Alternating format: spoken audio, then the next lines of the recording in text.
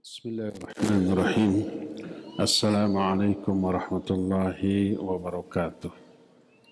Alhamdulillahilladzi ba'atha fil ummiyina rasulan minhum yatlu alaihim ayatihi wa yuzakkihim wa yu'allimuhumul kitaba wal hikmah wa in kanu min qablu lafi dhalalin mubin.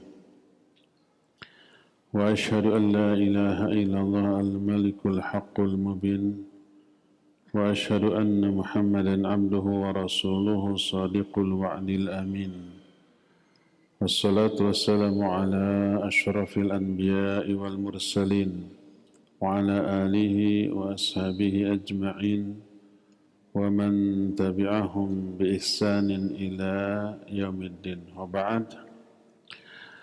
Ikhwati fillah, baik hadirin jamaah Masjid Agung Al-Ukhwah Bandung yang Allah muliakan, pemirsa Roja TV dan TV-TV lain, juga para netizen.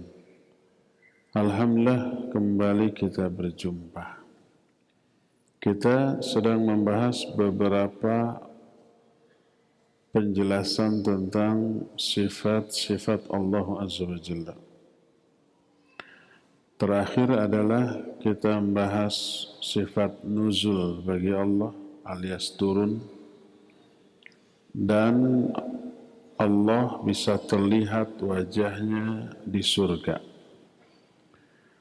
Pada intinya sikap akidah Ahlus Sunnah terhadap asma dan sifat Allah adalah itsbatu kulli ma athbatahu Allah Ta'ala li nafsihi atau athbatahu lahu Rasul sallallahu alaihi wasallam ghairu ma sabaqa.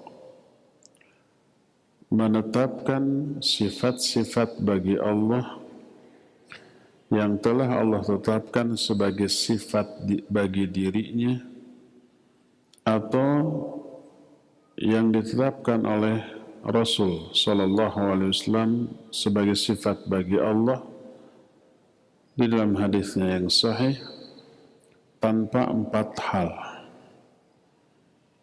Hal pertama, mentakwil kepada makna lain. Kedua, menta'til. Ta'til itu menolak sifat-sifat Allah tersebut. Ketiganya, mentakyif, mendeskripsikan sifat Allah dengan deskripsi atau penjelasan tertentu. Dan terakhir, tanpa mentamthil atau menyerupakan, menyamakan dengan sifat makhluknya. Kita berlakukan keempat kaidah ini untuk seluruh sifat Allah. Tidak mentaktil maknanya menetapkan sifat seperti yang Allah tetapkan bagi dirinya. Seperti beberapa di antaranya wajah. Allah menerangkan di dalam Al-Quran bahwa dirinya punya wajah. Seperti Al-Qasas 88, kullu syai'in halikun illa wajhah. Segala sesuatu bakal binasa kecuali wajah Allah. Maknanya Imam Bukhari yang diterangkan oleh Imam Ibnu Hajar al-Asqalani dalam kitab Fathul Bari Syarah Sahih Bukhari dalam bab tafsir, bab membahas ayat ini, makna illa wajah illa sahibal wajh, kecuali Allah pemilik wajah.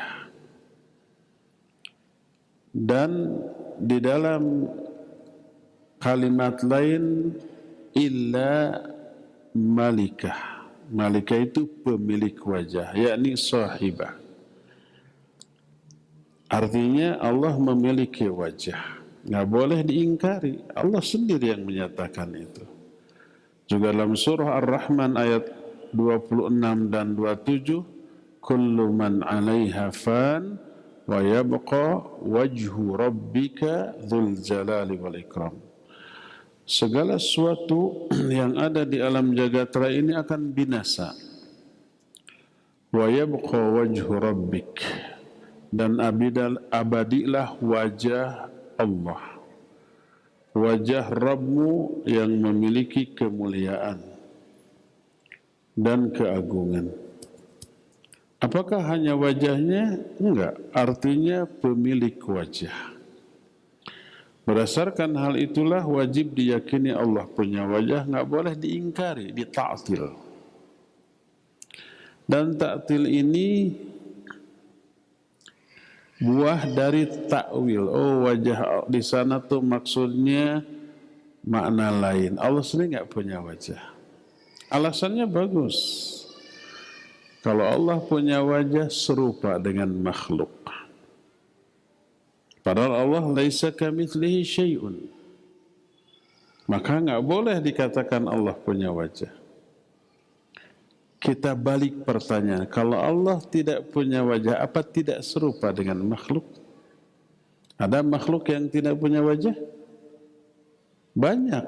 Bahkan dianggap lebih rendah derajatnya daripada makhluk yang punya wajah. Dia enggak terlepas dari tasbih kalau berfikirnya demikian. Maka wajib kita meyakini Allah punya wajah karena Allah menyatakan demikian. Tapi wajah Allah tak sama, tak serupa, tak mirip dengan wajah makhluk manapun. Makhluk dengan makhluk saja wajahnya enggak sama. Manusia wajahnya dengan jin, dengan malaikat, apalagi dengan binatang sudah beda. Wajah binatang dengan jenis binatang yang mungkin ribuan atau jutaan macam sudah beda. Beda ukurannya, beda fungsinya, beda bahannya, beda segala-galanya. Itu binatang dengan binatang, tidak ada yang sama. Apalagi dengan manusia, apalagi dengan jin dan malaikat. Nah, wajah Allah tak ada yang sama dengan wajah makhluknya. Jadi tetap wajib untuk diyakini Allah punya wajah karena Allah menetapkan demikian. Tapi tidak boleh ditakwil kepada makna lain karena dari takwil lahir ta'til. Wajah diartikan ridho. Ridho nanti ada lagi. Amal yang kita lakukan dalam rangka mencari wajah Allah. Tuh wajah di sana ridho. Ridho nanti beda lagi, ada lagi sifat Allah ridho. Dengan makna yang jauh berbeda dengan wajah. Jadi wajib kita meyakini Allah punya wajah karena Allah menetapkan demikian. Tapi wajah Allah tak ada yang serupa dengan wajah makhluknya. Kita ingkari kalau umpama Allah punya wajah sama dengan makhluk. Enggak, karena wajahnya yang berbeda, yang tidak sama. Sekarang kalau diingkari Allah enggak punya wajah, kenapa? Sama dengan makhluk. Kalau enggak punya wajah enggak sama dengan makhluk? Sama. Banyak makhluk yang tak berwajah. Lebih rendah kedudukannya dibanding makhluk yang berwajah. Oleh karena itu, tetapkan sifat bagi Allah seperti yang Allah tetapkan untuk dirinya tanpa mentakwil maknanya kepada makna lain, tanpa mentaktil, mengingkari, tanpa mentakif bagaimana ya wajah Allah, enggak. Karena enggak ada yang tahu dan enggak ada yang serupa, dan tanpa menyerupakan dengan wajah makhluk manapun. Itu berlaku bagi seluruh sifat Allah. Allah melihat, melihatnya enggak sama dengan cara melihat kita. Allah mendengar, mendengarnya beda dengan cara mendengar dan hakikat mendengar kita. Tapi wajib kita tetapkan Allah mendengar, Allah melihat karena Allah menyatakan demikian. Allah istiwa di atas aras tegak, wajib kita yakini. Jangan difahami kalau Allah istiwa di atas aras berarti Allah butuh aras. Salah pemahaman begitu teh. Kalau Allah istiwa di atas aras berarti Allah menempati makhluk. Keliru, salah juga ya. Jangan diotak-atik dan dianggap sama. Ada kan orang yang menyatakan Allah istiwa di atas arsy itu maknanya menguasai. Seperti bupati duduk di kursi jabatan bupati 5 tahun. Apakah duduk selama 5 tahun di atas kursi? Enggak, kemana-mana artinya menguasai. Dia menyamakan sifat Allah dengan sifat bupati. Keliru besar. Akhirnya istiwanya diingkari, lalu karena difahami lalu difahami dengan makna menguasai, disamakan dengan cara menguasai makhluk. Itu tasybih. Dia ingin menghindarkan Allah dari penyerupaan dengan makhluk, tapi dimaknai dengan makna yang menyebabkan dia serupakan sifat Allah dengan sifat makhluk. Oh, istiwa itu menguasai, seperti presiden menguasai kursi kepresidenan 5 tahun, tapi tidak duduk terus jalan-jalan ke sana kemari, mengontrol. Keliru dia. Berlakukan itu bagi seluruh sifat-sifat Allah. Termasuk di antara sifat Allah adalah Allah punya nafas. Kita semua punya nafas ya. Tapi nafas Allah atau jiwa nafas itu tidak ada yang sama dengan jiwa setiap makhluk. Tapi wajib kita tetapkan Allah punya jiwa. Kalau punya jiwa, kullu nafsin dha'iqatul maut, itu mah makhluk. Allah enggak begitu. Nanti suatu saat mati, itu mah makhluk. Allah mah tidak. Allah menetapkan Allah punya nafas, punya jiwa. Seperti yang tertuang dalam Al-Quran. Surah Al-Ma'idah 116 berkata, Nabiullah Isa ketika ditegur oleh Allah ditanya, apa kamu dulu mengajak umatmu untuk menyembah, berkata sembahlah aku dan ibuku selain Allah, apakah begitu? Nabi Isa menyatakan, maha suci engkau ya Allah. Kalau aku mengatakannya, faqad alimtah, pasti engkau sudah mengetahuinya. Ta'lamu ma fi nafsi wa la a'lamu ma fi nafsik innaka anta 'allamul ghuyub. Karena engkau mengetahui apa yang ada di dalam jiwaku, sedangkan aku tidak mengetahui apa yang ada di dalam jiwamu. Nafas bahasa Arab. Nabi Isa berbicara begitu tentu saja berdasarkan wahyu. Dan Allah tidak membantah ketika Nabi Isa menyatakan, engkau tahu isi jiwaku, aku tidak tahu isi jiwamu. Dari sini para ulama menyatakan Allah punya nafas, jiwa. Al-Quran gak boleh ditakwil dengan makna lain. Tapi kok nanti bisa serupa dengan makhluk? Balikan, kalau Allah gak punya jiwa, apa nggak serupa dengan makhluk? Ada makhluk yang nggak punya jiwa? Banyak, benda-benda mati dan seterusnya, lebih rendah. Oleh karena itu wajib kita yakini Allah punya nafas atau jiwa, tapi jiwa Allah laisa kamitslihi syai'un. Nggak ada yang sama dengan jiwa makhluk manapun. Jiwa makhluk dengan makhluk aja beda. Jiwa kita dengan jiwa binatang, jiwa jin, malaikat berbeda. Apalagi makhluk dengan Khaliq. Selain itu ada lagi sifat Allah lain yang banyak juga diingkari karena takwil. Di antaranya adalah mata. Allah menyatakan dirinya Allah punya mata. Seperti dalam beberapa ayat, di antaranya surah Thaha ayat 39, walitusna ala aini. Ala aini artinya dalam pengawasan mataku.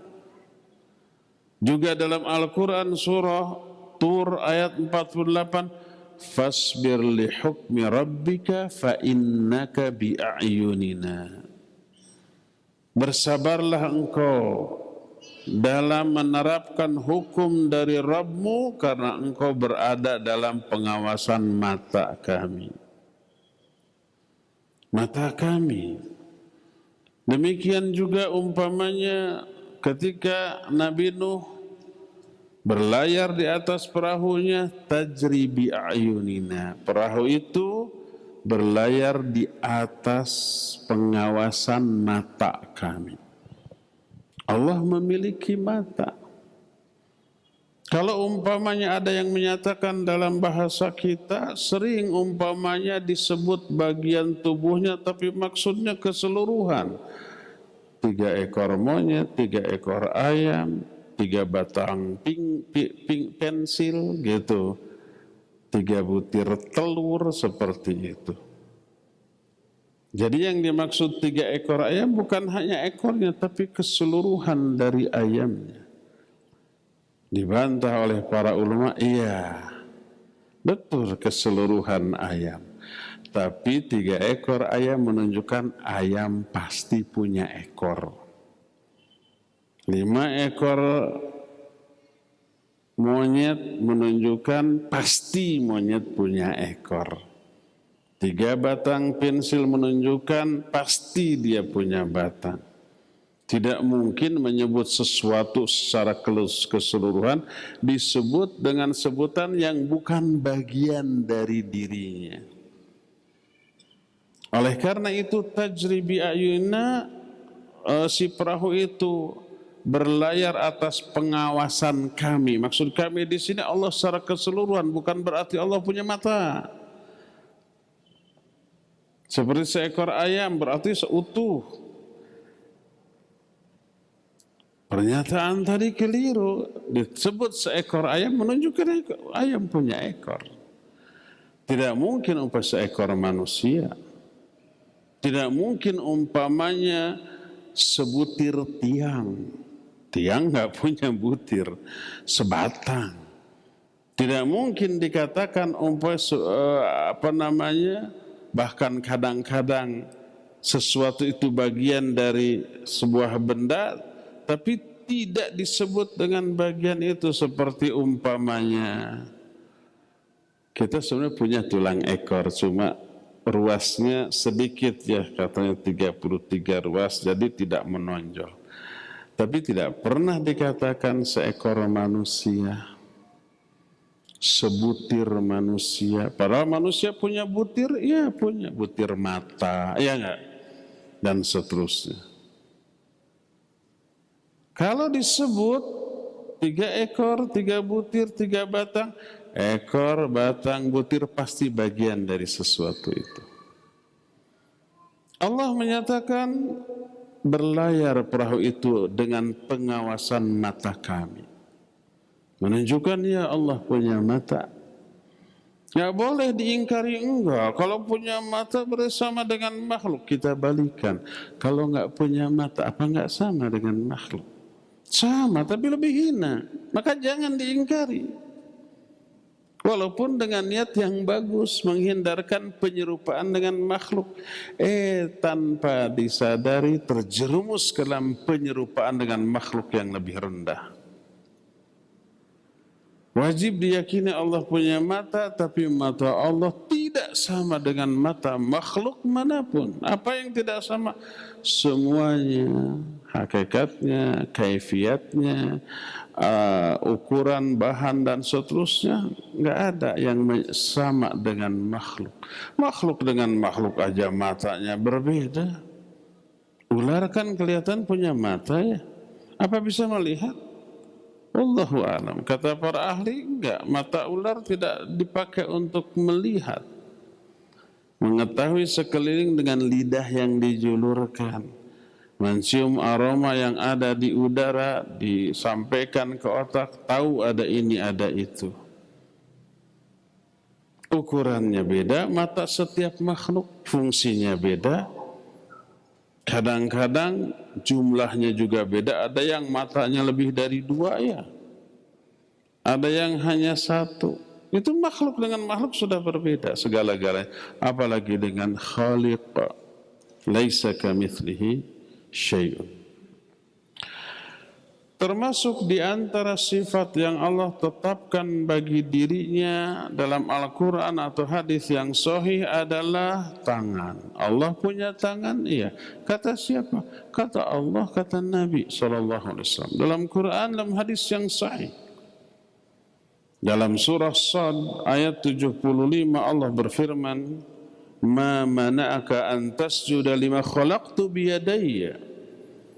Ketika iblis tidak mau sujud kepada Adam, ditegur oleh Allah, apa yang menghalangimu untuk sujud kepada makhluk yang aku telah ciptakan dengan kedua tanganku? Adam langsung diciptakan oleh tangan Allah. Allah juga menulis dengan tangannya. Bagaimana menulisnya? Jangan bagaimana, itu takyif. Yang jelas tidak sama dengan makhluknya. Makhluk aja menulis itu berbeda-beda cara tergantung alatnya.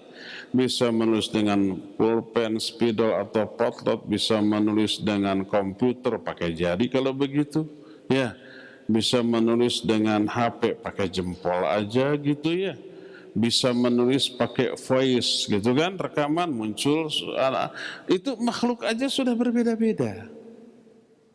Apalagi Allah Azza wa Jalla. Nanti akan ada penjelasan baik ayatnya ataupun hadis yang menjelaskan ayat itu. Tapi yang jelas Allah punya tangan. Dalam surah Al-Maidah 64 ketika orang Yahudi membaca ayat, Allah menyatakan siapa yang memberi pinjaman yang baik kepada Allah. Man dzalladzi yuqridullaha qardan hasan. Memberi pinjaman.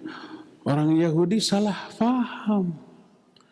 Jadi otak yang dangkal memahami ayat ditambah ada sentimen keyakinan kepada kaum muslimin, ayat dia baca difahami. Allah itu miskin, tuh butuh pinjaman, kan gitu ya. Makanya kita ada agama lain, pendeta memahami ayat dengan pikirannya yang super dangkal gitu, salah paham. Nabinya umat Islam itu masih sesat katanya.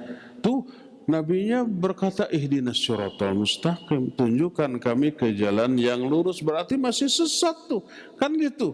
Ayatnya benar tapi difahaminya keliru. Mencoba menunjukkan sikap kritis dan kecerdasannya mengomentari agama lain, malah menunjukkan kedunguan dan kebodohannya. Sama logikanya dengan begini. Kalau orang mencari duit, bekerja, apa pasti dia miskin? Tidak. Ada nggak orang kaya raya tapi masih kerja nyari duit? Ada? Banyak.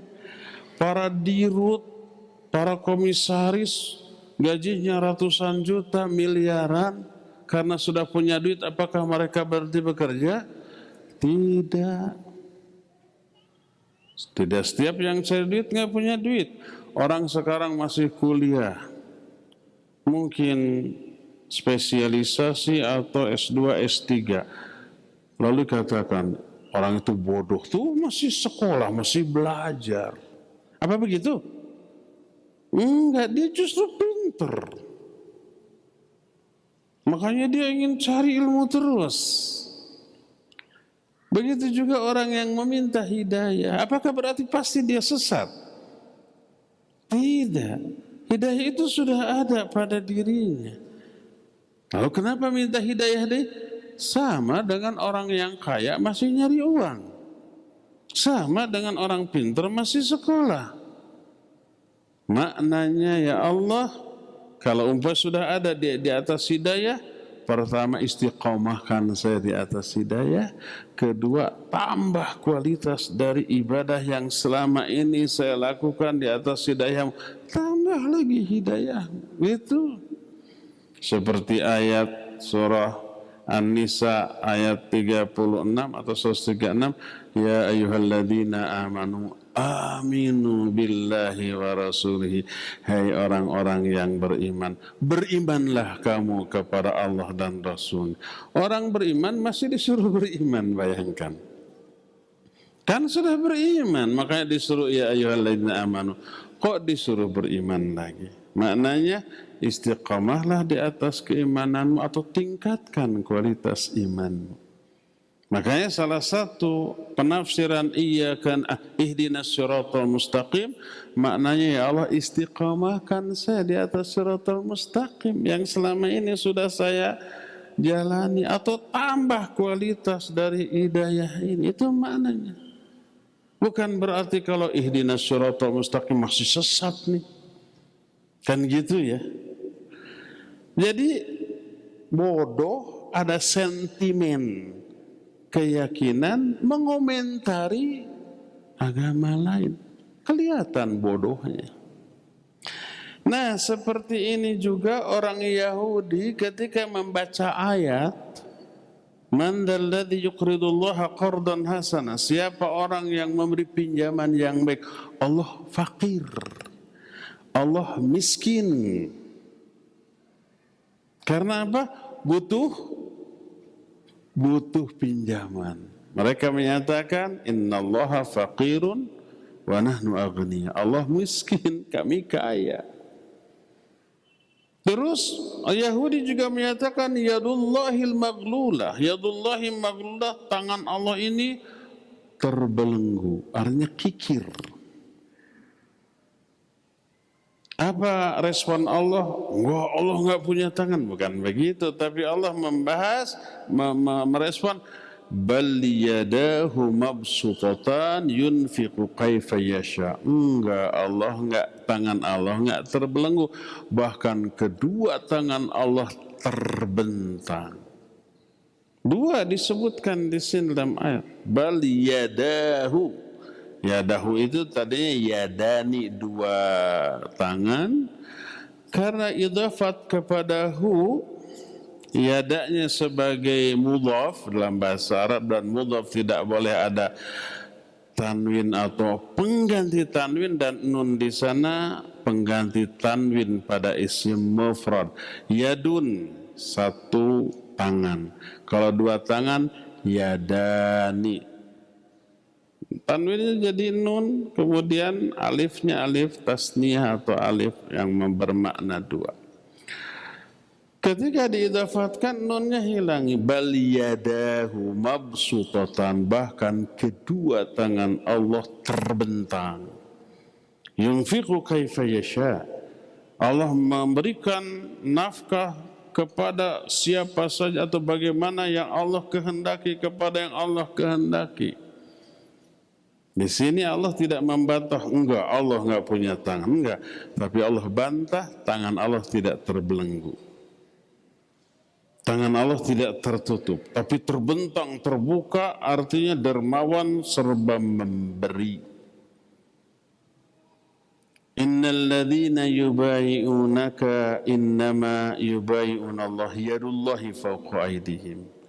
Sungguhnya orang-orang yang berbaiat kepada engkau, hai Muhammad, hakikatnya mereka berbaiat kepada Allah, tangan Allah di atas tangan mereka. Wajib kita yakini Allah punya tangan. Allah sendiri yang menyatakan dalam Al-Quran. Diperjelas dengan hadis yang sahih. Oh, tangan di sana kekuasaan, istiwa kekuasaan, tangan kekuasaan, qadir kekuasaan, atau sinonim? Enggak. Allah sendiri enggak punya tangan. Kenapa enggak boleh meyakini Allah punya tangan? Kalau Allah punya tangan sama dengan makhluk, itu kan? Kalau Allah tidak sama dengan makhluk, kita balikan. Kalau enggak punya tangan, apa enggak sama dengan makhluk? Ada makhluk yang punya tangan? Yang enggak punya tangan? Banyak. Lebih rendah derajatnya daripada yang punya tangan. Jadi wajib kita yakini Allah punya tangan, tapi tangan Allah laisa kamitslihi syai'un. Tidak ada yang serupa dengan tangannya di kalangan makhluknya. Tangan makhluk dengan makhluk aja berbeda. Saya punya dua tangan, kursi juga punya dua tangan. Tangan kursi kan disebut tangan. Sama enggak? Beda. Apanya yang beda? Semuanya warnanya ini mah hitam, saya mah anggaplah putih. Ini mah terbuat dari besi dan kulit, saya mah dari tulang dan daging. Fungsinya saya mah bisa megang, bisa nyolok, bisa nonjok, bisa apa. Ini mah cuma untuk dan seterusnya.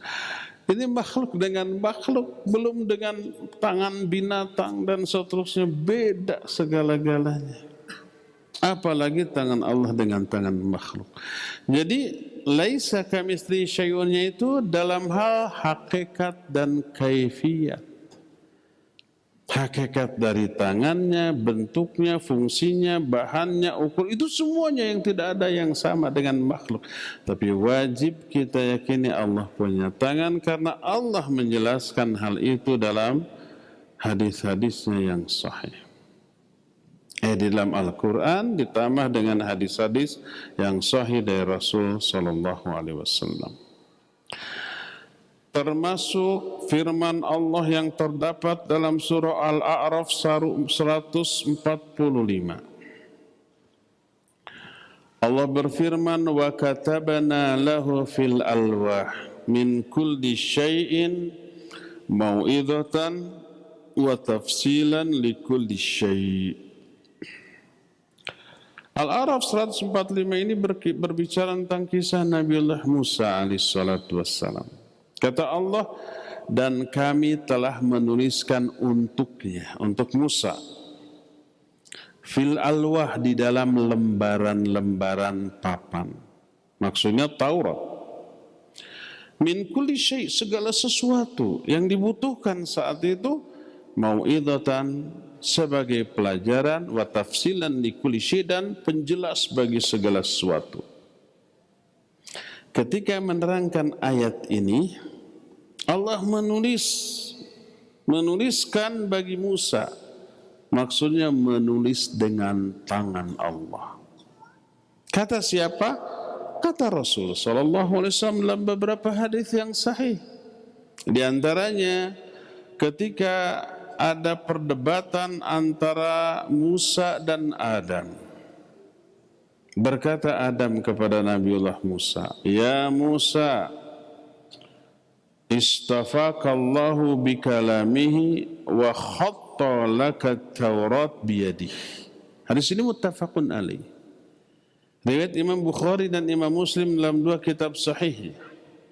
Nabi SAW berkatalah Nabi Adam, "Hai Musa, sesungguhnya Allah telah memilih engkau bikalamihi, dengan kalamnya." Maksudnya memilih Nabi Musa untuk berbicara langsung dengan Allah yang tidak Allah lakukan ke nabi-nabi lain. Wa kallamallahu Musa taklima, Allah berbicara kepada Nabi Musa secara langsung. Wa khatta laka Taurah biyadihi, dan Allah telah menuliskan bagimu Taurat langsung dengan tangannya. Nabi SAW yang berbicara hal ini dalam hadis riwayat Bukhari dan Muslim. Bahkan di dalam hadis yang lain yang juga masih diriwayatkan oleh Imam Bukhari dan Imam Muslim, berkata Nabi alaihi salatu wassalam, "Lamma khalaqallahu al-khalqa kataba biyadihi ala nafsihi anna rahmati taglibu ghadabi." Kata Rasulullah SAW, ketika Allah menciptakan makhluk, Allah mencatatkan dengan tangannya sebuah ketetapan untuk dirinya. Allah mewajibkan sesuatu untuk dirinya. Apa kewajiban yang Allah catatkan tersebut? Bahwasanya rahmatku mengalahkan kemurkaanku. Kalau Allah murka kepada seorang hamba karena satu hal, mungkin dia berdosa, bahkan syirik atau kufur, murka Allah. Tapi kemudian dia bertobat, maka rahmat Allah yang menurunkan ampunan kepada orang yang sudah musyrik tadi mengalahkan kemurkaannya, diampuni orang itu. Kadang ada orang berdosa tidak taubat, tapi karena rahmat Allah orang itu diampuni. Dan dosanya bukan dosa kecil, dosa besar.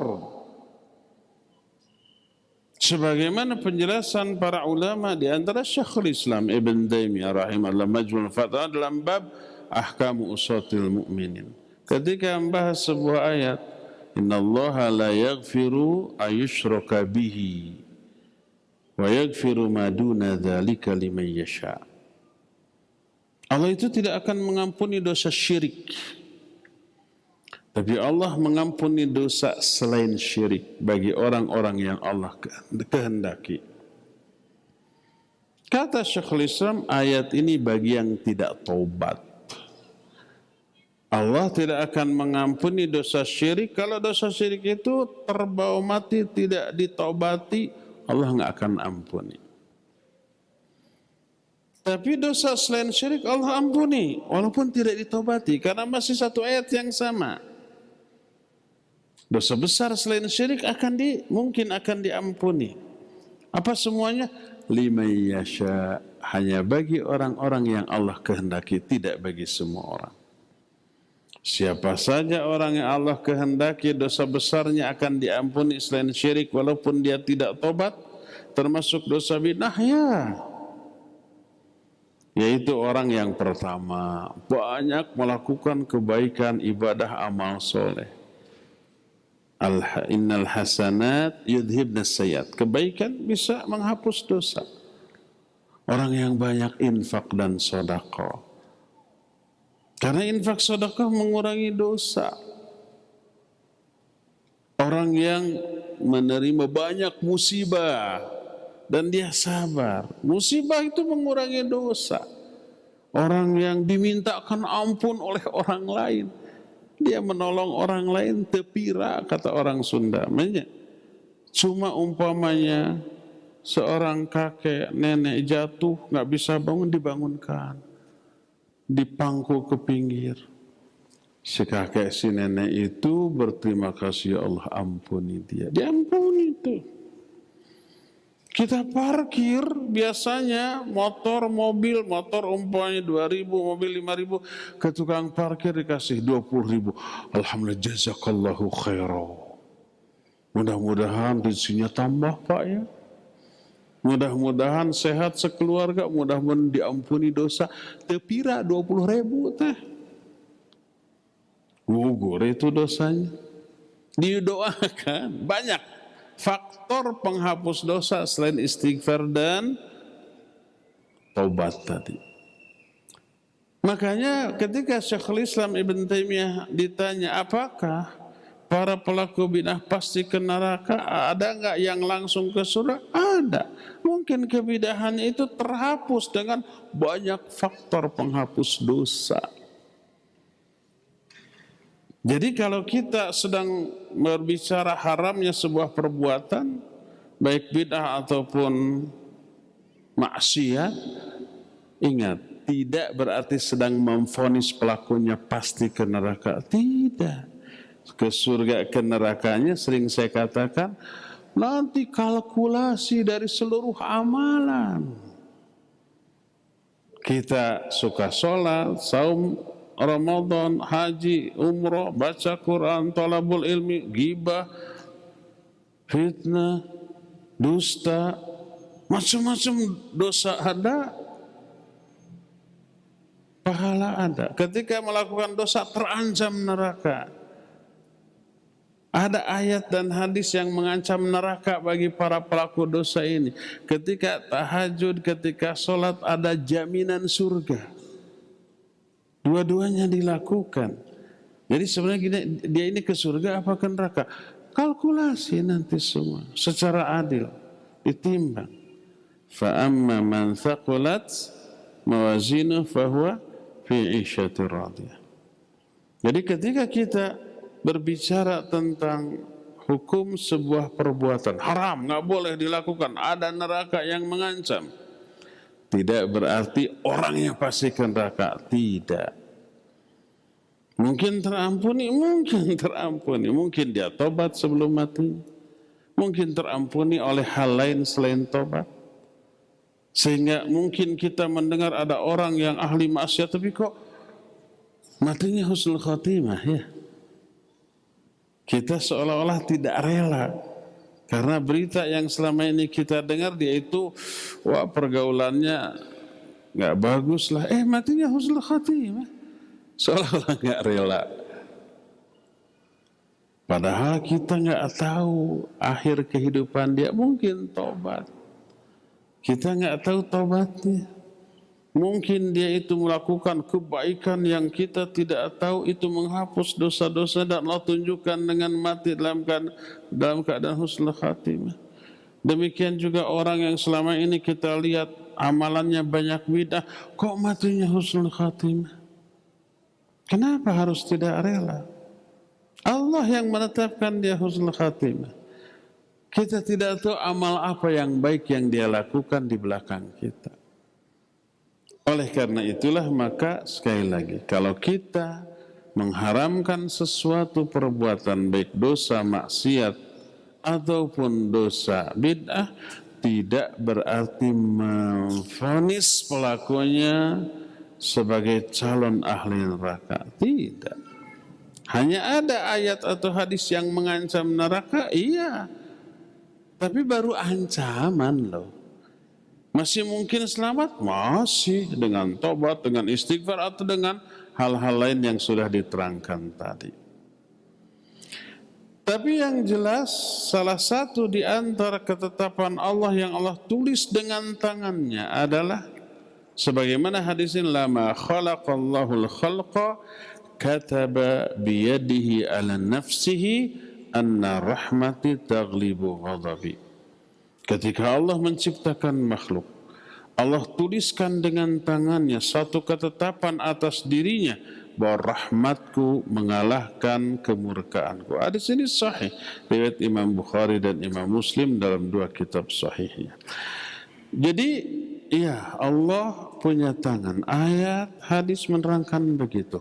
Wajib kita meyakini, dan nggak boleh mentakwil ke makna lain, tidak boleh mentaktil, tidak boleh menyerupakan tangan Allah dengan tangan makhluk manapun, dan tidak boleh mentakif. Mentakif itu menerangkan dengan keterangan baik jelas ataupun tidak jelas. Yang jelas umpamanya tangan Allah itu ukurnya sekian, lebarnya sekian, fungsinya itu jelas. Takif nggak boleh. Yang tidak jelas contohnya, tangan Allah itu panjangnya 3 kali dari lebarnya, agak samar, tetap itu takyif, maka tidak boleh ya.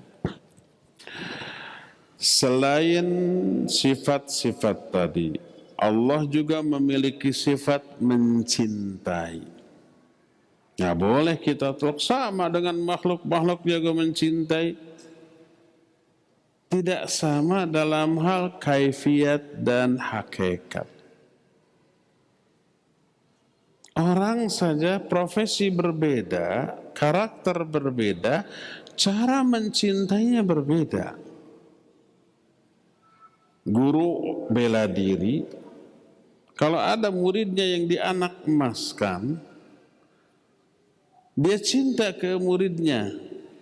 Yang satu berbeda dengan yang lain, mungkin anaknya, mungkin umpamanya adiknya, mungkin sahabatnya, lebih dia cintai daripada murid yang lain.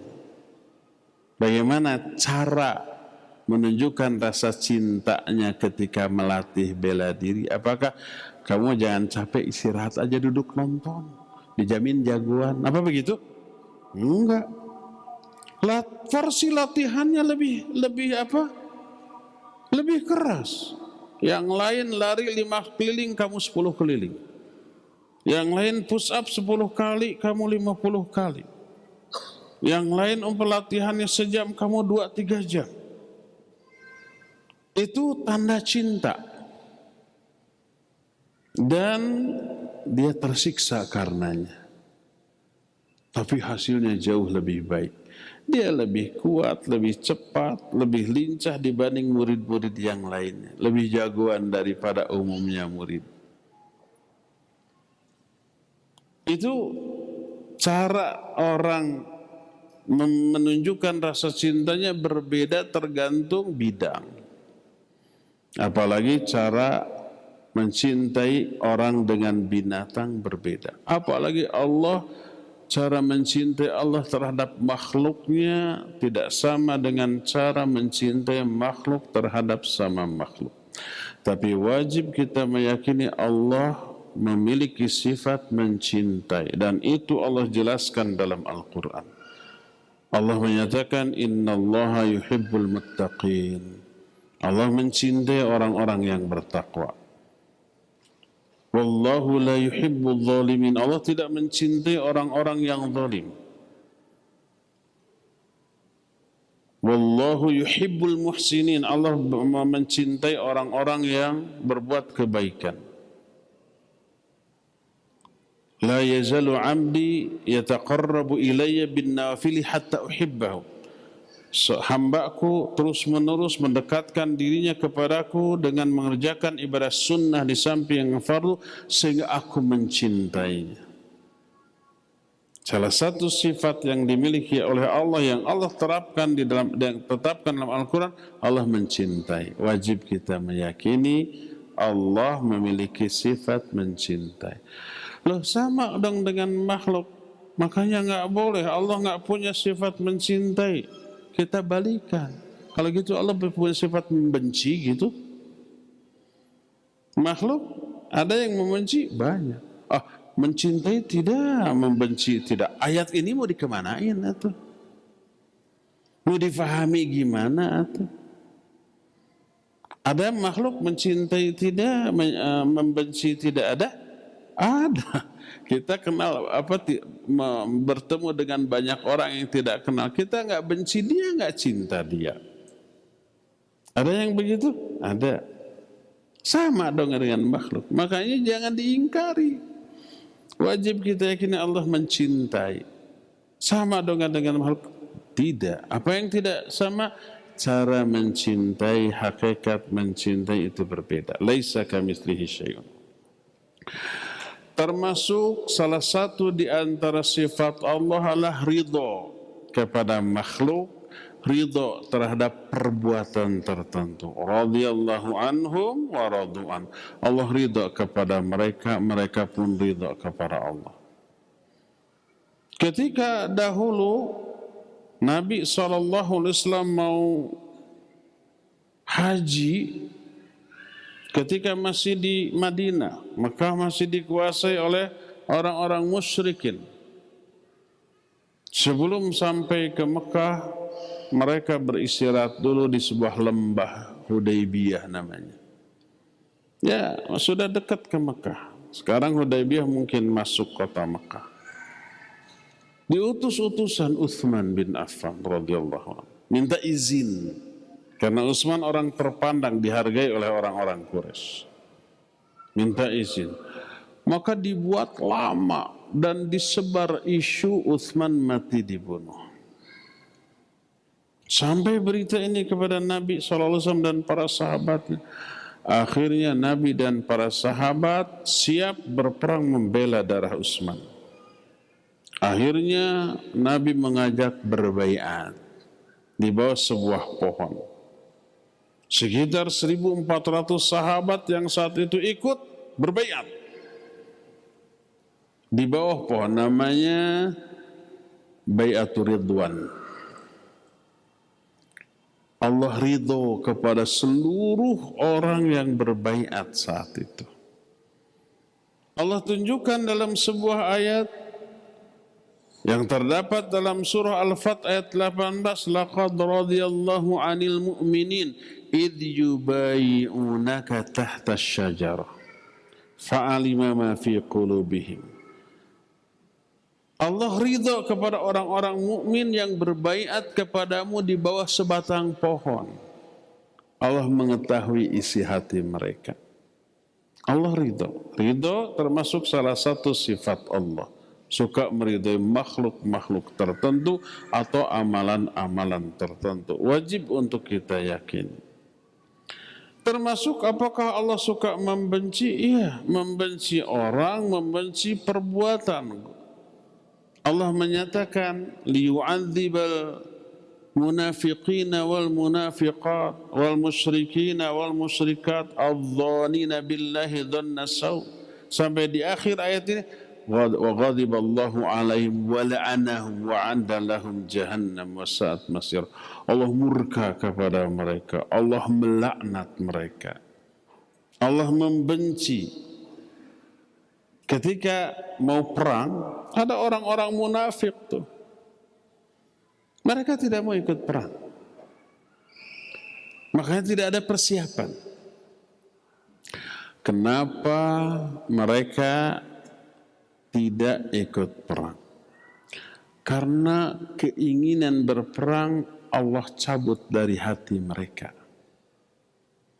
Allah tidak memberikan keinginan dalam hati mereka untuk berperang. Karena apa? Kalau mereka ikut berperang, Allah nggak suka. Karena kemunafikan mereka. Kenapa nggak suka? Karena keburukan amal mereka selama ini, terus tiba-tiba ikut perang, ini bakal jadi pengkhianat nanti di medan perang. Bisa kabur, lari dari medan perang, mengurangi kekuatan pasukan dan bisa merusak rencana strategi perang yang sudah diterapkan. Kabur, rencana harus berubah, bisa merugikan. Maka Allah nggak suka kalau mereka pergi berperang. Maka dicabut keinginan berperang dari hati mereka. Allah menyatakan dalam Al-Quran surah At-Taubah 46, walakin karihallahu imbi'athahum. Allah tidak suka kalau mereka ikut pergi berperang. Makanya mereka tidak diberi keinginan untuk berperang. Makanya mereka tidak mengadakan persiapan sama sekali. Tapi mereka pas mau berangkat perang menggunakan uzur, alasan ini, alasan itu. Kata Allah, kalau mereka benar-benar serius ikut perang, pasti sebelumnya persiapan. Lalu setelah bersiap ada uzur, dimaklumi. Ini persiapan nggak ada. Pas mau berangkat baru mengemukakan uzur, memang tidak niat dari awal. Kenapa tidak niat? Allah nggak ngasih keinginan dalam hati mereka untuk berperang. Kenapa? Allah benci, Allah nggak suka kalau mereka ikut berperang. Seperti umpamanya kita mau makan, makannya enak, sehat, bersih gitu ya, dan terutama gratis. Tiba-tiba ada ikhwan umpamanya yang baru datang dari sawah belepotan, sudah seminggu nggak mandi, mau ikut ngariung sama kita. Suka nggak kita? Nggak suka, bisa mengganggu. Aroma makanan yang sedap bisa kalah dengan aroma badan dia. Tempat yang bersih bisa terkotori oleh lumpur yang dia bawa dari sawah. Kita nggak suka kalau dia ikut terlibat karena kotor dan bau. Orang munafik karena kemunafikannya, jiwanya kotor. Tapi kata hadis, Nabi dalam hadisnya yang sahih menyatakan Allah tertawa. Hadisnya muttafaqun alaih. Kalau diingkari, enggak, tertawa di sana artinya maknanya yang lain. Allah sendiri enggak tertawa. Karena kalau tertawa sama dengan makhluk. Kita balikan lagi. Kalau enggak tertawa, apa enggak serupa dengan makhluk? Ada makhluk yang tidak tertawa? Ada banyak, dan lebih buruk, lebih rendah derajatnya dibanding makhluk yang suka tertawa. Manusia aja yang sering tertawa dengan yang nggak pernah tertawa, manyun, badannya. Lebih baik mana? Kita lebih menyukai yang ramah, yang sering tersenyum, sering tertawa daripada yang manyun terus. Kan gitu. Oleh karena itu, jangan diingkari Allah tertawa, karena Nabi yang mengatakannya. Mentertawakan itu berarti mentertawakan sabda Nabi SAW. Mana hadisnya nih? Hadis ini diriwayatkan oleh Imam Bukhari dan Imam Muslim dalam dua kitab sahihnya dari Abu Hurairah radhiyallahu an, yadhakullahu ila rajulaini yaqtulu ahaduhumal akhar kilahuma yadkhulul jannah. Allah tertawa terhadap dua orang laki-laki. Yang satu membunuh yang lainnya, tapi dua-duanya masuk surga. Tertawa Allah. Loh, kok bisa kalau yang dibunuh masuk surga? Iya. Kalau yang membunuh, dijelaskan oleh Nabi, yang satu muslim, yang satu kafir.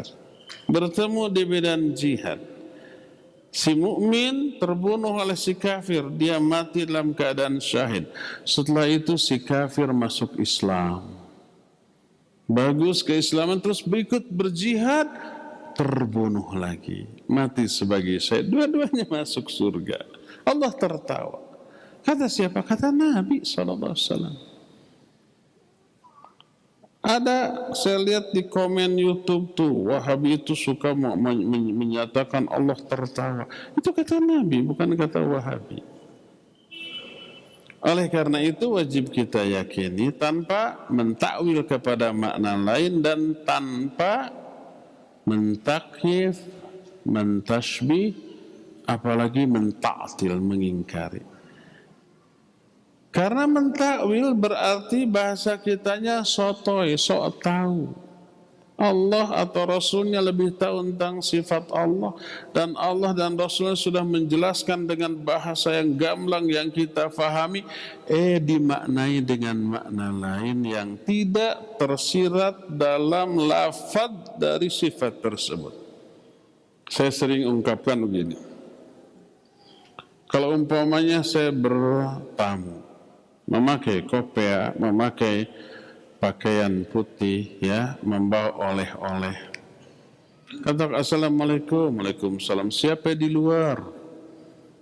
Saya Abu Haidar. Saya memakai peci putih, baju putih, dan membawa oleh-oleh. Kata orang di dalam, enggak, yang dimaksud peci putih itu mungkin pikirannya jernih. Yang dimaksud dengan memakai pakaian putih itu mungkin hatinya bersih. Yang dimaksud membawa oleh-oleh kue itu mungkin mau menasihati ilmu gitu. Ditakwil kepada makna lain. Kita yang bertamunya gimana? Jengkel, ini orang sotoy banget. Belum lihat, belum apa ke saya, pintu belum dibuka, mentakwil penjelasan saya tentang saya. Ini saya datang pakai kopiah putih, pakai baju putih, bawa oleh-oleh kue makanan untukmu. Yang di dalam malah nyeletuk. Yang dimaksud pakaian putih itu mungkin pikirannya aja lagi jernih, nggak punya masalah. Ditakwil, mungkin nggak pakai topi. Yang dimaksud pakai pakaian putih mungkin badannya bersih, wangi, dan hatinya suci, nggak punya dengki gitu ya. Padahal pakaiannya tidak putih, belang. Yang dimaksud bawa oleh-oleh makanan teh bukan makanan kue kesukaan saya, tapi pasti nih mau ngasih nasihat, ayat, hadis sebelah. Ditakwil. Gimana komentar kita kepada orang itu? Gila mungkinnya, sotoy amat belum lihat saya, mengingkari perkataan saya tentang diri saya. Allah mengenalkan sifat-sifat dirinya dengan bahasa yang gamblang, yang mudah difahami, ditakwil kepada makna lain, diingkari penjelasan Allah dan Rasulnya. Seperti itulah ya. Walhasil seluruh sifat-sifat Allah Azza wa Jalla wajib untuk kita yakini sebagaimana adanya tanpa empat hal. Pertama, tanpa mentakwil kepada makna lain. Kedua, tanpa menta'til, mengingkari. Ketiga, tanpa mentakyif, menerangkan dengan penerangan tertentu, penjelasan tertentu, deskripsi tertentu yang tidak bersumber keterangan dari Quran Sunnah. Dan yang keempatnya, tidak mentamthil atau mentasbih, menyerupakan, memisalkan dengan sifat-sifat makhluknya. Ya, inilah penjelasan kita tentang beberapa sifat Allah Azza wa Jalla. Cukup sampai di sini, dan kita masih punya sisa waktu untuk bertanya jawab. Khusus hari Jumat, kita persilakan kepada Al-Akh Al-Fadil Abu Lukman di studio Roja Cilengsi untuk memandu tanya jawab dengan pendengar dan pemirsa. Wassallallahu ala nabiyina Muhammadin wa ala alihi wa sallam. Mangga. Jazakallahu khairan kami sampaikan kepada Al-Ustaz Abu Haidar As-Sundawi hafizahullahu ta'ala yang telah memberikan nasihatnya kepada kita di kesempatan sore hari ini dari pembahasan kitab Mukhtasar Ma'arijul Qabul. Dan kami undang Anda sahabat Roja dimanapun Anda berada, silakan Anda dapat berpartisipasi dalam sesi tanya jawab. Anda dapat melayangkan pertanyaan melalui pesan WhatsApp.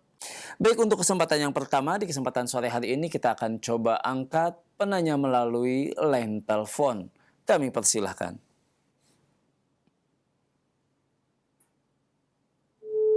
Oh, mohon maaf, tampaknya terputus.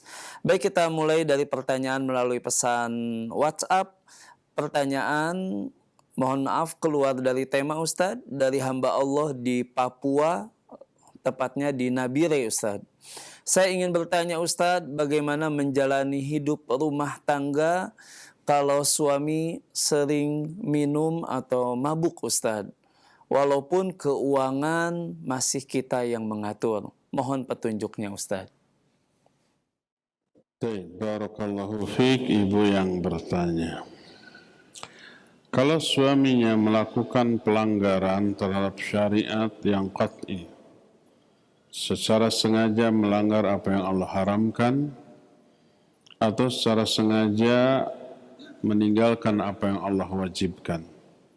Contohnya tidak sholat 5 waktu, tidak saum Ramadan, tidak haji padahal dia sudah berkemampuan dari segala segi, tidak zakat, atau melanggar yang Allah haramkan seperti mabuk, berjudi, berzina, atau maling, dan seterusnya. Apa yang harus dilakukan oleh sang istri? Pertama, wajib mengingatkan, menasihati, berupaya untuk menghentikan kebiasaan buruknya. Kalau dia tidak sholat, diajari, dinasihati, diingatkan untuk sholat. Tidak saum, dinasihati untuk saum. Kalau dia melanggar yang haram, ingatkan, itu dosanya besar, mencabut barokah dari kehidupannya dan kehidupan keluarganya, mencoreng citra baik keluarga. Apa istri dan anak-anaknya tidak ikut tercoreng? Ikut. Ketika istrinya lewat tuh, itu istri si pemabuk tuh, kan bisa begitu. Ini anak si pemabuk dan seterusnya. Jadi wajib untuk dinasihati. Kalau sudah dinasihati tidak mempan, dia tetap ngeyel di atas dosa dan maksiatnya, tidak bisa diperbaiki, maka pelanggaran terhadap syariat yang qat'i menjadi udzur syar'i untuk mengajukan khulu, gugatan cerai. Karena apa? Karena dia sudah terang-terangan melanggar apa yang Allah larang atau meninggalkan apa yang Allah wajibkan. Dan umumnya yang tukang mabuk gitu ya, umumnya nih mungkin juga nggak sholat, mungkin juga nggak saum, ya. Kalau nggak haji mungkin tidak mampu karena tadi disebutkan ekonomi pas-pasan. Jadi berusahalah menasihatinya, mengingatkannya, mendoakannya. Kalau sudah maksimal ternyata tidak ada perubahan, dibolehkan bagi seorang istri untuk mengajukan khulu atau gugatan cerai karena hal itu. Allahu a'lam bishawab. Silakan lagi. Jazakallahu khairan Ustadz atas jawabannya dari penanya seorang ibu dari Papua, tepatnya di kota Nabire. Untuk berikutnya kita angkat pertanyaan melalui line telepon, kami persilahkan. Iya. Halo, Assalamualaikum. Waalaikumsalam warahmatullahi wabarakatuh. Dengan siapa di mana Bapak? Bapak Srianto di Kepri. Di Kepri. Baik, silakan Bapak. Ini Ustaz mau bertanya, tapi di luar tema boleh? Baik, silakan Bapak. Ini Ustaz, dulu ketika saya belum begitu mengenal, masih jauh dari agama, dan belum begitu mengenal sunnah seperti sekarang ini. Saya pernah emosi, saya marah sama anak karena dia membohongi saya, bawa motor gitu. Jadi saya bersumpah dengan membawa Al-Quran, dan dalam keadaan kotor waktu itu saya bersumpah bahwa saya tidak, di atas Al-Quran ini saya bersumpah saya tidak akan membelikan motor lagi. Itu bagaimana hukumnya Ustaz? Dengan saya sekarang ini alhamdulillah dari rezeki dari Allah mendapatkan satu motor second. Itu bagaimana hukumnya itu Ustaz? Baik. Assalamualaikum. Waalaikumsalam warahmatullahi wabarakatuh. Silakan Ustaz. Bapak yang barusan, kalau kita sudah bersumpah untuk tidak melakukan kebaikan atau bersumpah untuk melakukan keburukan dengan mengatakan, demi Allah, saya tidak akan ngomong lagi sama si fulan, atau demi Allah saya tidak akan memberi apa-apa lagi kepada si fulan. Itu bersumpah untuk tidak melakukan kebaikan atau bersumpah untuk melakukan keburukan. Demi Allah kalau saya ketemu si fulan saya tonjok dia. Itu bersumpah untuk melakukan keburukan. Hukumnya sama, dua-duanya tidak boleh. Yang harus kita lakukan, langgarlah sumpah tersebut, tapi bayar kifaratnya. Sebagaimana sabda Rasul sallallahu alaihi wasallam, man halafa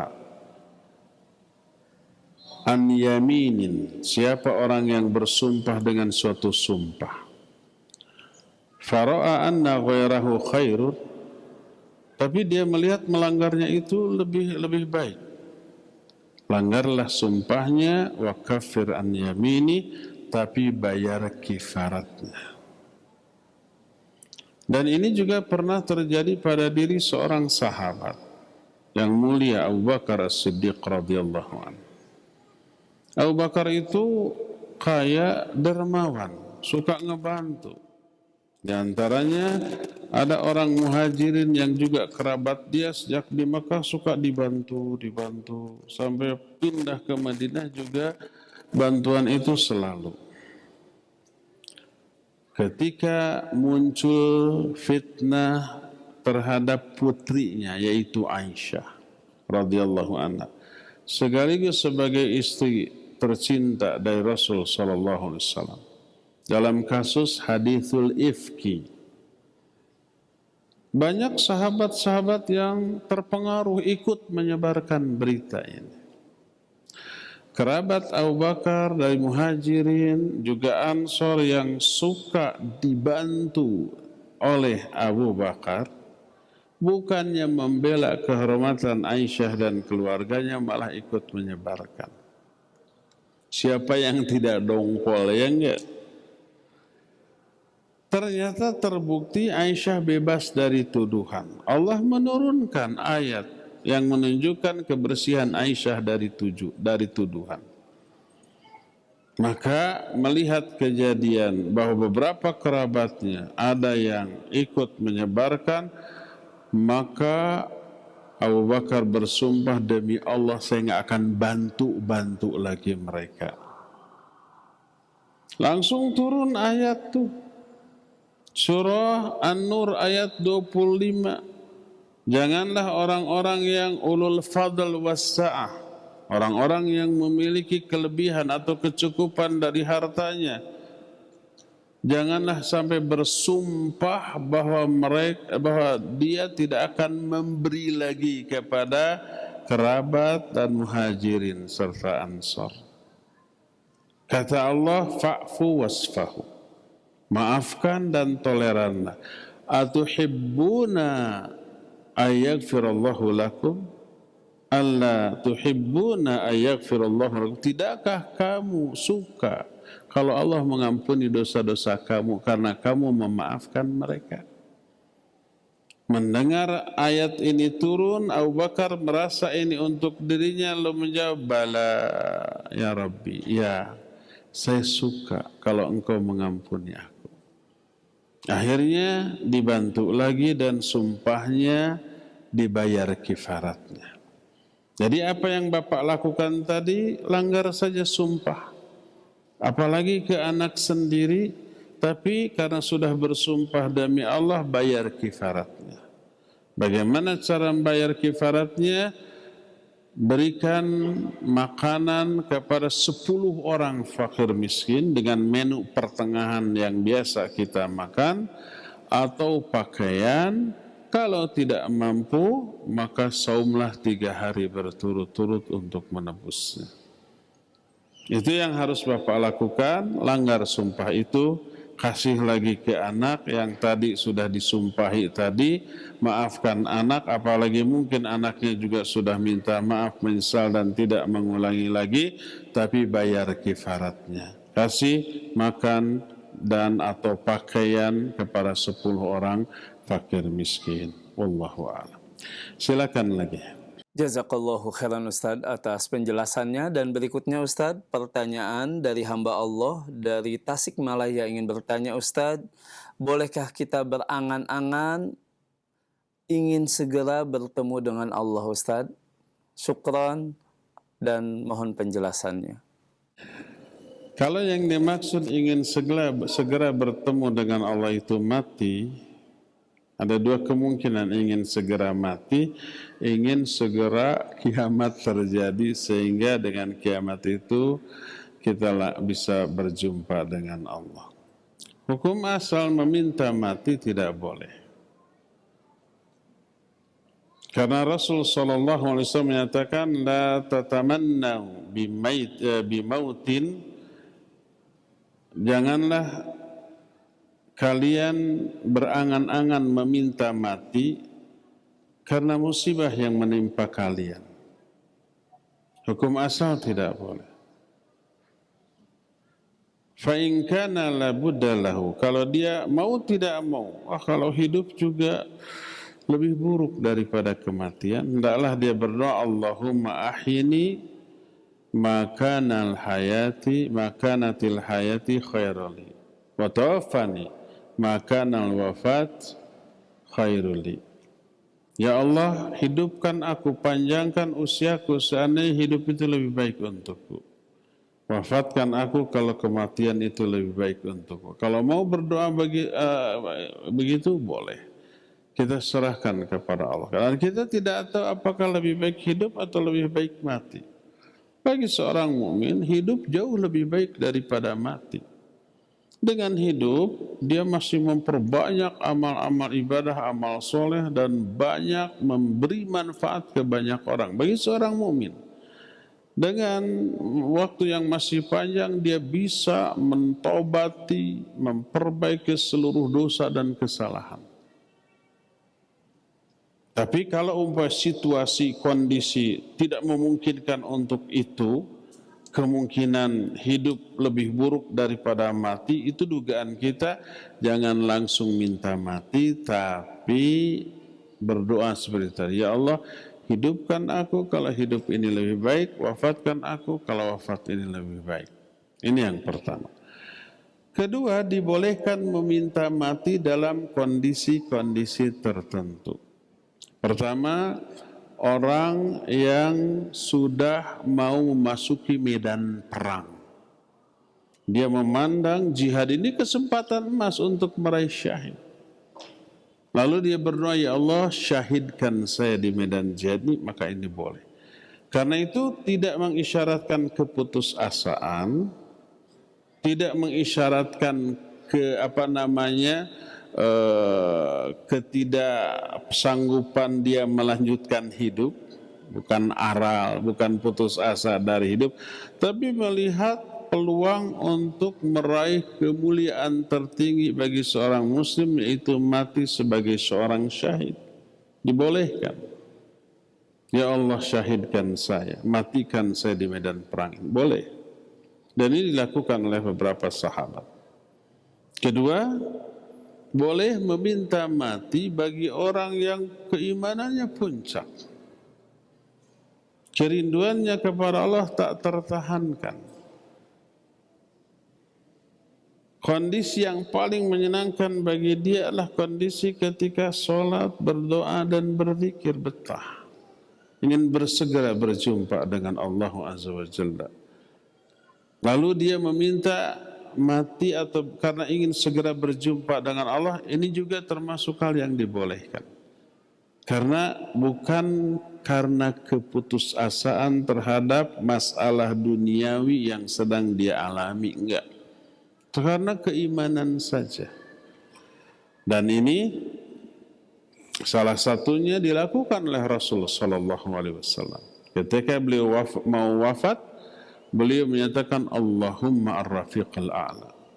Dan itu para ulama menjelaskan pilihan Nabi SAW yang beliau pilih ketika disodorkan dua pilihan oleh Allah. Kau mau hidup panjang beberapa tahun lagi, atau kau meninggal dan ditempatkan di Ar-Rafiqul A'la. Beliau memilih Ar-Rafiqul A'la, memilih mati. Ar-Rafiqul A'la adalah sebuah tempat yang sangat mulia di alam kubur yang dikhususkan oleh bagi para nabi dan para rasul. Itu termasuk boleh. Ketiga, boleh kalau memang dia memastikan berdasarkan pengalaman yang dia rasakan, hidup ini pasti lebih buruk dari segi agama. Tidak bisa melaksanakan kewajiban, tidak bisa melaksanakan syariat Allah. Sementara kalau hidup terus terkondisi dengan keadaan untuk dosa, maksiat, bahkan tak mustahil sampai level kepada kufur dan syirik, dia merasakan beberapa waktu terakhir itu hidup semakin begitu dan situasi yang berkembang akan semakin buruk. Kalau keadaan itu terjadi, dia juga dibolehkan untuk meminta langsung. Ya, tapi kalau tidak dalam tiga kondisi tadi, maka hukum asal meminta mati tidak boleh. Wallahu a'lam bishawab. Terakhir ya Abu Luqman, silakan. Baik, jazakallahu khairan Ustadz atas penjelasannya. Dan pertanyaan terakhir kembali kita angkat dari pesan WhatsApp Ustadz. Dari penanya tidak disebutkan di mana. Ingin bertanya Ustadz, dalam surah Ali Imran ayat ke-191 Allah berfirman, sesungguhnya tidak ada yang sia-sia kami ciptakan. Pertanyaannya Ustadz, untuk apa Allah menciptakan orang miskin Ustadz? Karena selalu terzolimi dan ia sudah berusaha keras memohon pertolongan Allah, sepertinya sia-sia dan tampaknya Allah tidak peduli usaha orang miskin. Pertanyaannya Ustadz, mohon penjelasannya, untuk apa Allah menciptakan orang miskin Ustadz? Baik, barakallahu fiik. Surah Ali Imran ayat 191 adalah doa dari ulul albab. Rabbana ma khalaqta hadza batila subhanaka faqina adzabannar. Rabbana ya Allah, ma khalaqta hadza batila. Engkau tidaklah menciptakan semuanya ini dengan sia-sia. Maksud semua itu alam jagat raya. Karena konteks ayat ini, di ayat 190-nya, Allah menyatakan, Inna fi khalqis samawati wal ard, wa ikhtilafil laili wan nahar la ayatin liulil albab alladzina yadhkuruna Allaha qiyaman wa qu'udan wa 'ala junubihim wa yatafakkaruna fi khalqis samawati wal ard rabbana ma khalaqta hadza batila subhanaka faqina adzabannar. Sesungguhnya dalam penciptaan langit dan bumi serta pergantian siang dan malam ada tanda-tanda kebesaran Allah bagi ulul albab, bagi orang-orang yang berakal, yaitu orang yang selalu berzikir kepada Allah, baik dalam keadaan berdiri, duduk, ataupun berbaring, sambil memikirkan penciptaan langit dan bumi. Lalu dia berkata, ya Allah, Engkau tidak menciptakan semuanya ini secara sia-sia. Maksudnya semuanya itu tuh langit dan bumi. Apakah kemiskinan ada sesuatu yang dikehendaki oleh Allah? Iya. Apakah itu sia-sia? Tidak ada yang sia-sia. Banyak hikmah di balik kemiskinan. Beberapa keuntungan dari kemiskinan adalah pertama, hisabnya jauh lebih mudah daripada orang kaya. Orang kaya hisabnya lebih susah. Karena seluruh kekayaannya dihisab, ditanya dari mana ini didapat, untuk apa ini digunakan. Makin banyak harta, makin banyak pertanyaan, makin panjang tuh. Makin berat. Harta itu yang halalnya dihisab secara ketat, yang haramnya pasti diazab. Orang fakir, orang miskin yang nggak punya apa-apa lebih enteng. Yang ditanyakan nggak seberapa banyak. Ini yang pertama. Kedua, kemiskinan menyebabkan mestinya orang mendekat kepada Allah, banyak berdoa. Ya Allah, beri saya kecukupan untuk hari ini. Tidak menginginkan kekayaan seperti orang, tapi beri kecukupan dan beri sikap qanaah terhadap apa yang Engkau berikan. Kalau orang kaya mau berdoa itu untuk apa berdoa lagi? Kekayaan banyak, kekuasaan ada, biasanya kekuasaan juga bisa dipengaruhi oleh kekayaannya ya. Orang kaya umumnya melanggar hukum juga bisa bebas tuh. Bayar aja pengacara yang hebat. Orang miskin nggak salah juga bisa dihukum.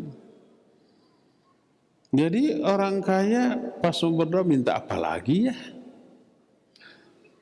Kalau toh minta tambah kekayaan.